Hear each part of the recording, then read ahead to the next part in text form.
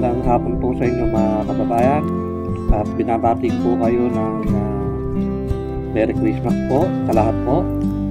Sa lahat po ng kapwa ko po kababayan dito sa Pilipinas at sa buong mundo po mga kababayan. Naway doobin po ng Diyos na ingatan po tayo sa lahat po ng mga panahon mga kababayan.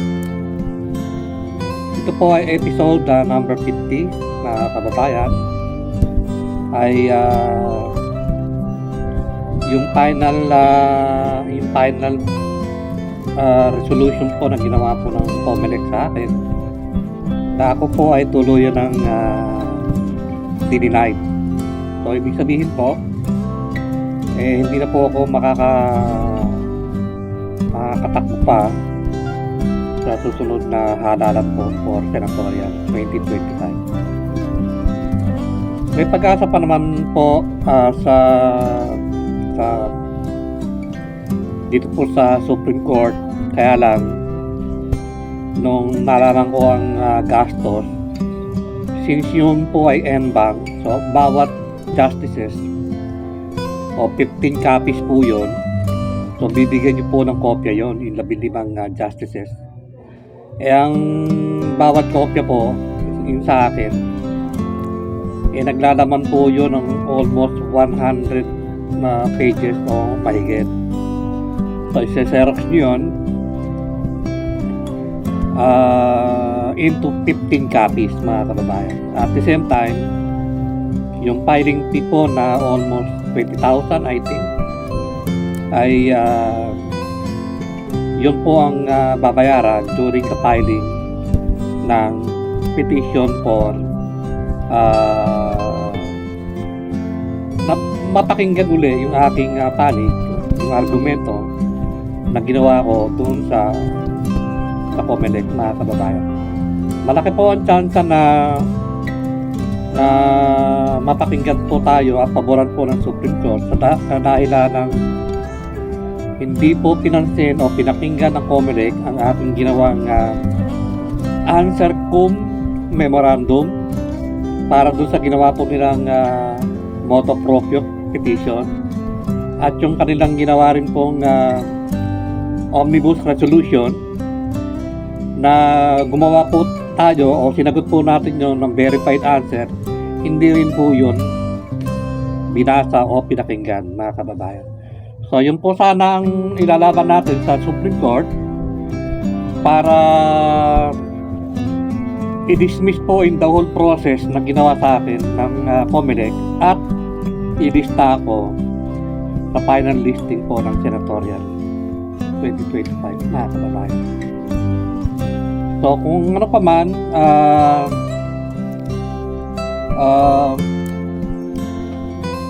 hindi pa rin po tayo titigil, andyan po ang Laser Supporters Channel, so magpapatuloy po ang propagation yan at hindi rin po tayo titigil hanggang sa tayo po ay humina, mamahinga na, ay magpapatuloy po ang ating laban po upang malaman po ng tao na meron pong solusyon to end crimes and corruption mga kababayan. So pasensya na po at ako'y nakahiga at marami akong nararamdaman ngayon. Una, hindi ginawa ko. Pangalawa ay masasakit ang mga rayuma ko sa tuhod, sa kamay, sa paa. Kaya nahihirapan po akong bumangon at ganoon din nahihirapan din akong humiga mga kababayan. So ganoon pa man ay babawi na lang po tayo sa susunod na 3 years sa election ulit mga kababayan. So this time hindi na po ako gagamit ng parabola, which is ang ginamit ko is laser supporters. So gagamit na po tayo ng tunay na meaning po ng laser supporters, which is yung nga po yung tinatawag na cashless environment. So kailangan pumunta po ang bansa sa cashless environment to end crimes and corruption at yung mga nangyayari sa kapaligiran, mga hidden agenda, mugging, cartel, pagtaas po ng mga bilihin, mga corruption, mga illegal drugs. Yan po ay simple lamang po yan na wawakasan ng ating cashless environment. Like, katulad po ng bansang Sweden at yung mga Northern European countries, sila po ay cashless na. So pumunta na po sila doon sa pinaka-last resort. Palagi kong sinasabi sa inyo na ang cashless environment po natin, this is the best and last resort to end crimes and corruption. So ganyan din po ang ginawa ng Sweden. In 2023, bawal na po doon ang cash, mga kababayan. So ganyan po ang mangyayari sa bansa po natin.